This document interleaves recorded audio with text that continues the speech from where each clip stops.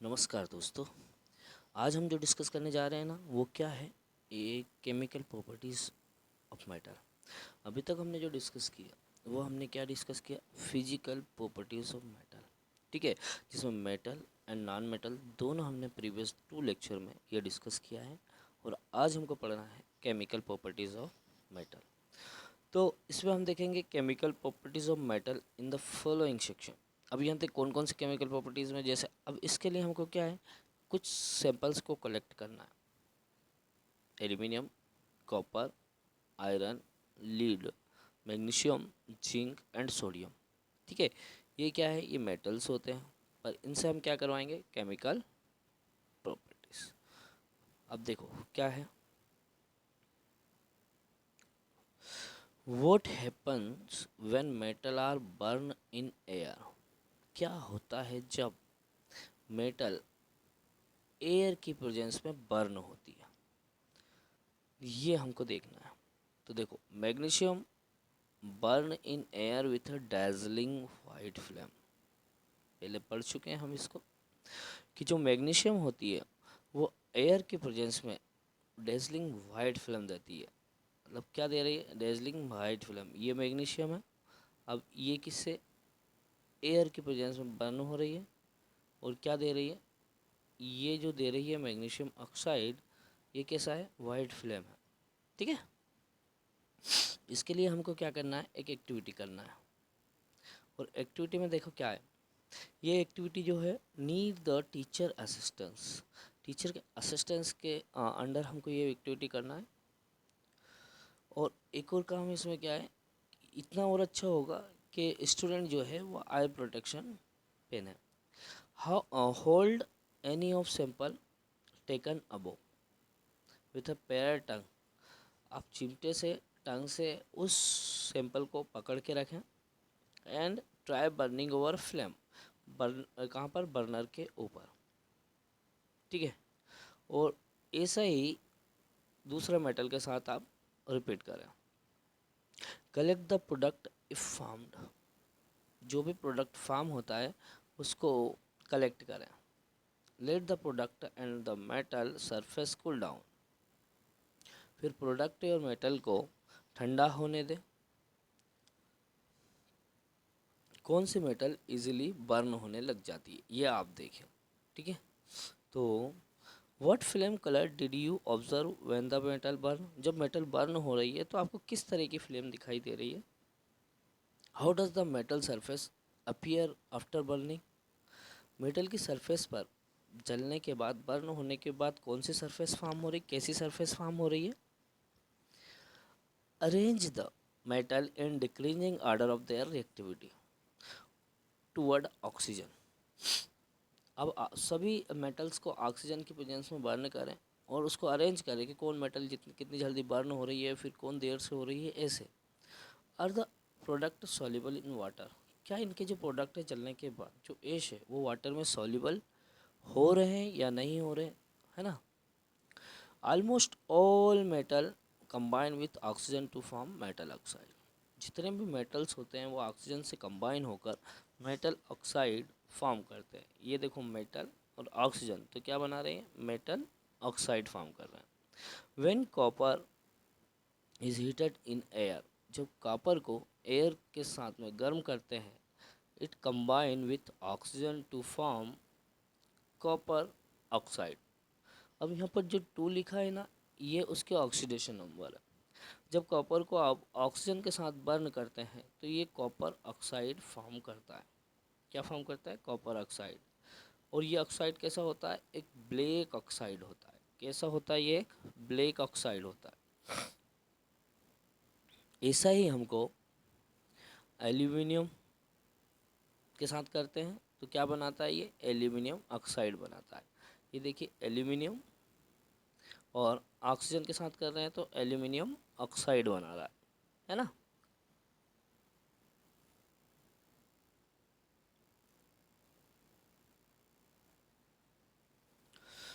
Copper oxide react with hydrochloric acid.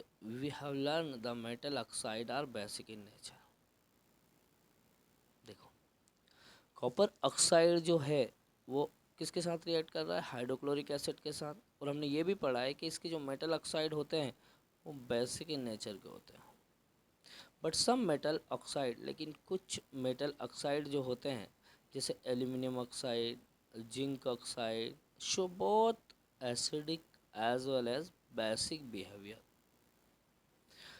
देखो यहाँ पर हमने देखा कि कॉपर ऑक्साइड जो है वो मेटेलिक ऑक्साइड हो रहा है, ठीक है, लेकिन इसको हाइड्रोक्लोरिक एसिड के साथ रिएक्ट करते हैं तो जो कॉपर ऑक्साइड था, और ये भी पढ़ा हमने कि जो कॉपर ऑक्साइड वो बेसिक नेचर के होते हैं।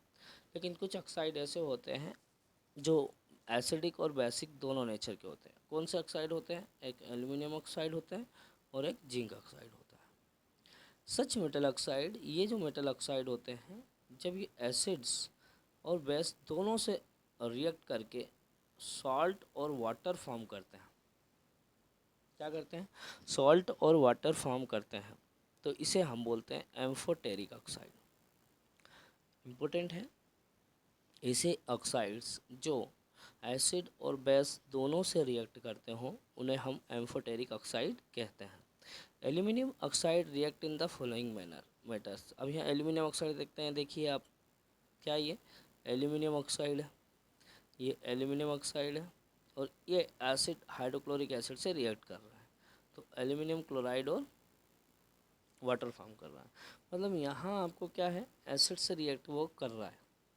इसी तरह ये बेस से रिएक्ट कर रहा है, कौन, एल्यूमिनियम ऑक्साइड, और क्या देता है, sodium aluminate and water.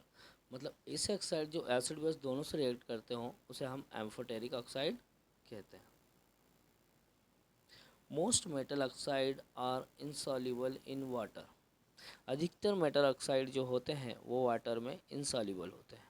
But some of these dissolve in water to form alkali. लेकिन कुछ जो होते हैं वाटर में डिजोल्व होने के बाद एल्कली फॉर्म करते हैं। Sodium oxide and potassium oxide dissolve in water produce alkali. अब यहाँ देखिए आप, sodium oxide and potassium oxide ये वाटर में डिजोल्व होने के बाद एल्कली प्रोड्यूस करते हैं, जिसे हम सोडियम हाइड्रोक्साइड और पोटेशियम हाइड्रोक्साइड कहते हैं, है ना।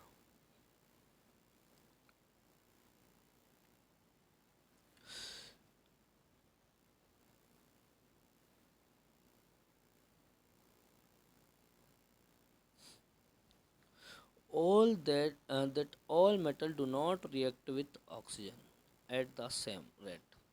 सभी मेटल्स जो होती है ऑक्सीजन से सेम रेट पर रिएक्ट नहीं करती है।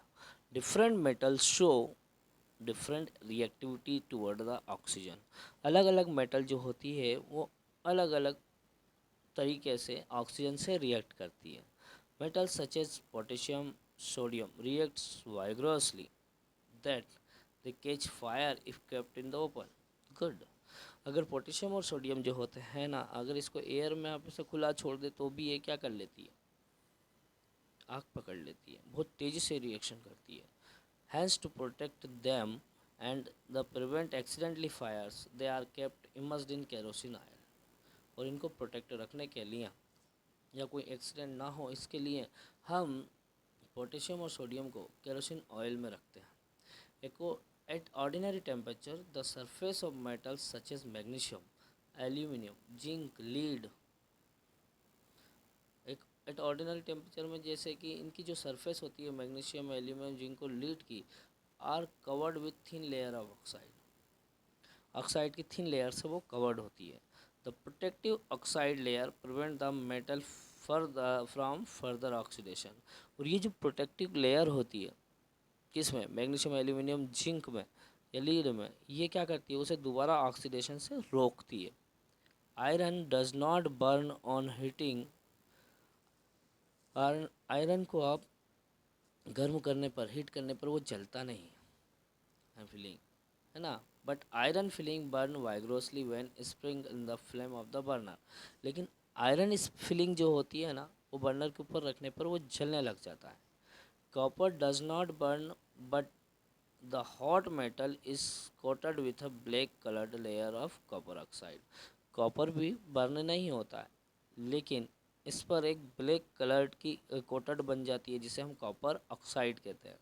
Silver gold do not react with oxygen even at high temperature. Silver और गोल्ड जो है वो हाई टेम्परेचर पर भी रिएक्ट नहीं कर पाते ऑक्सीजन से, है ना।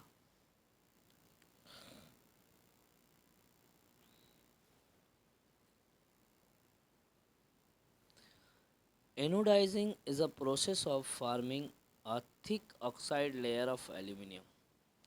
एनोडाइजिंग वह प्रोसेस होती है जिसमें एल्यूमिनियम की एक थिक लेयर फॉर्म हो जाती है। Aluminium develop a thin oxide layer when expose to air. और एल्यूमिनियम क्या डेवलप कर लेता है, एक थिन ऑक्साइड लेयर फॉर्म कर लेता है जब उसको हम एयर में एक्सपोज करते हैं। This aluminium coat make it resistant to further corrosion. ये इसलिए एक लेयर फॉर्म हो जाती है ताकि उसका फर्दर कोरोजन या ऑक्सीडेशन ना हो सके। The resistance can be improved further by making the oxide layer thicker. और वापस इसकी एक थिक लेयर हम फॉर्म कर सकते हैं। During anodizing a clean aluminium article is made the anode. Oxidizing के समय एक क्लीन एल्यूमिनियम आर्टिकल एनोड पर बना दी जाती है। Is electrolyse with dilute sulphuric acid, है ना। इसके और डाइल्यूट सल्फ्यूरिक के साथ उसको इलेक्ट्रोलाइज किया जाता है। The oxygen gas evolve at the anode react. और ऑक्सीजन गैस जो होती है वो एनोड पर इवॉल्व होने लगती है किसके साथ, with aluminium to make a thick protective oxide layer, जो ऑक्सीजन के साथ एक थिक ऑक्साइड लेयर फॉर्म कर सके।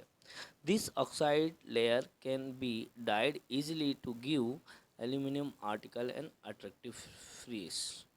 और यह ऑक्साइड लेयर जो है वो एक अट्रैक्टिव फिनिश फॉर्म कर लेती है ना। क्या फॉर्म कर लेती है, एक अट्रैक्टिव फिनिश फॉर्म कर लेती है। देखो, ये सब एक्टिविटी परफॉर्म करने के बाद हमने देखा you must have observe that all sodium is the most reactive of the sample of metal taken here. हमने यहाँ देखा कि सोडियम जो रहता है वो बहुत ही ज़्यादा रिएक्टिव होता है। The reaction of magnesium is less vigorous imply that is not a reactive as sodium. The reaction of magnesium is less. Magnesium की जो रिएक्शन होती है वो थोड़ी लेस होती है ना। ये सोडियम जैसी उतनी नहीं होती है वाइग्रोसली, पर सोडियम से कम होती है। But burning in oxygen does not help us to decide about the reactivity of zinc iron copper और लीड। लेकिन अगर जिंक आयरन कॉपर और लीड को अगर ऑक्सीजन के साथ में हम बर्न करेंगे तो ये डिसाइड नहीं होता कि कौन ज़्यादा रिएक्टिव है। Let us some more reaction to arrive a conclusion about the order of reactivity of this metal. इसके लिए हमको कुछ और चीज़ें अपनाना पड़ेगी जिसके कारण पता लगाएंगे कि कौन ज़्यादा रिएक्टिव है। What happen when metal react with metal water. क्या होता है जब मेटल को वाटर के साथ में हम रिएक्ट करवाते हैं। तो इसके लिए एक एक्टिविटी देखो, this activity need teacher assistance. अब यहाँ क्या करेंगे, collect the sample of the metal. Metal को कलेक्ट करते हैं। Put small pieces of the sample separately in beaker half filled with cold water. एक बीकर लेंगे, उसको हाफ फिल्ड कर लेंगे और उसमें सैंपल को हम पुट करेंगे। Which metal reacted with cold water, कौन सी मेटल जो होती है वो कोल्ड वाटर से रिएक्ट करती है। Arrange them in the increasing order of their reactivity with cold water. और फिर कोल्ड वाटर के साथ में जो भी मेटल रिएक्ट करती है तो हम उसको रिएक्टिविटी सीरीज के आधार पर अरेंज करते हैं। Did any metal produce fire on water, क्या कोई मेटल वाटर में पुट करने के बाद फायर प्रोड्यूस करती है। Does any metal start floating after some time, क्या कुछ मेटल वाटर पे फ्लोट करती है। Put the metal that did not react with cold water in beaker half filled with hot water.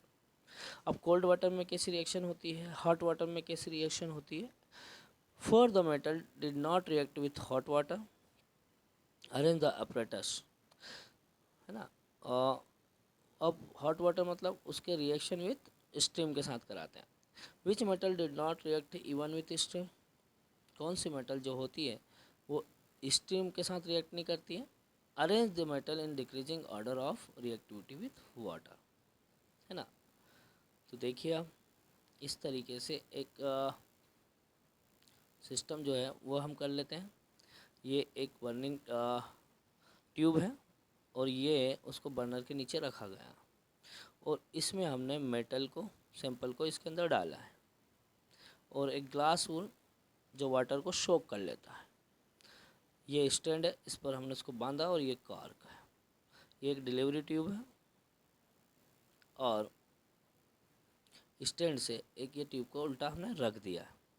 अब यहाँ स्टीम से रिएक्ट कर रहे हैं तो स्टीम जा रहा है यहाँ से यहाँ तक, है ना। अब देखेंगे क्या होता है। मेटल रिएक्ट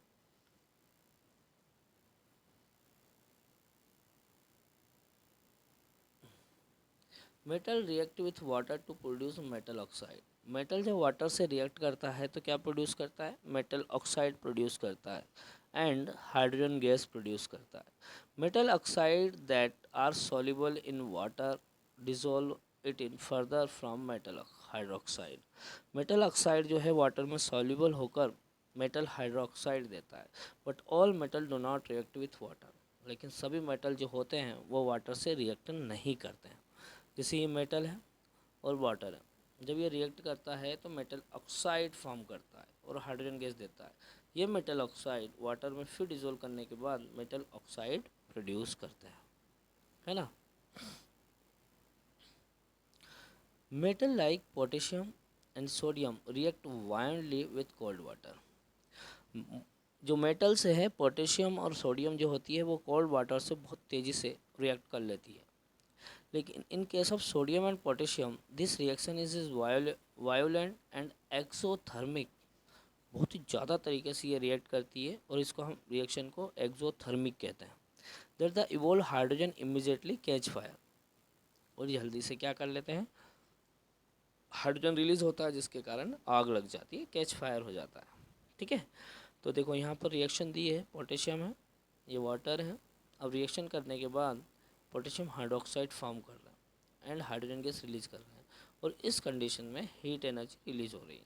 सोडियम है, वाटर के साथ रिएक्ट हो रहा है, सोडियम हाइड्रोक्साइड फॉर्म कर रहे हैं, हाइड्रोजन गैस रिलीज हो रही है और हीट एनर्जी प्रोड्यूस हो रही है। The reaction of calcium with water is less violent. अगर कैल्शियम की रिएक्शन वाटर से कराते हैं तो ये लेस वायलेंट होता है। The heat evolve is not sufficient for the hydrogen to catch fire.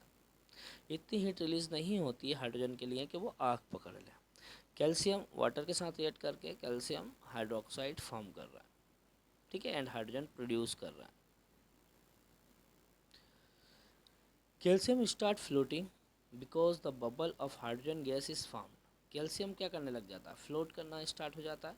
क्यों, क्योंकि हाइड्रोजन गैस बबल के फॉर्म में फॉर्म होने लगता है। Stick to the surface of the metal.